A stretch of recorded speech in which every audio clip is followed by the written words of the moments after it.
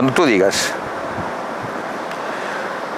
No dices mal, Sancho, respondió Don Quijote, mas antes que se llegue a ese término es menester andar por el mundo como en aprobación buscando las aventuras, para que acabando algunas se cobre nombre y fama tal que cuando se fuere a la corte de algún gran monarca, ya sea el caballero conocido por sus obras,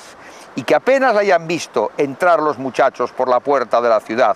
cuando todos le sigan y rodeen, dando voces diciendo: este es el caballero del sol,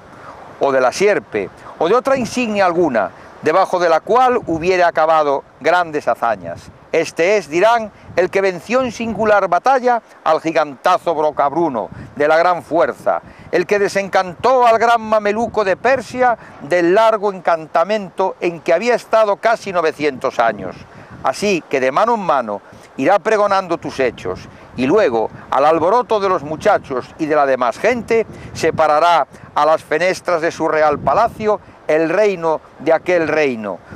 Y así, como vea al caballero diciéndole por las armas o por la empresa del escudo, forzosamente ha de decir: ¡Ea sus! Salgan mis caballeros, cuantos en mi corte están, a recibir a la flor de la caballería que allí viene, a cuyo mandamiento saldrán todos, y él llegará hasta la mitad de la escalera, y le abrazará estrechísimamente, y le dará paz besándole en el rostro, y luego le llevará por la mano al aposento de la señora reina, a donde el caballero la hallará con la infanta, su hija, que ha de ser una de las más fermosas y acabadas doncellas que en gran parte de lo descubierto de la tierra a duras penas se pueda hallar. Sucederá tras esto, luego en continente, que ella ponga los ojos en el caballero, y él en los de ella,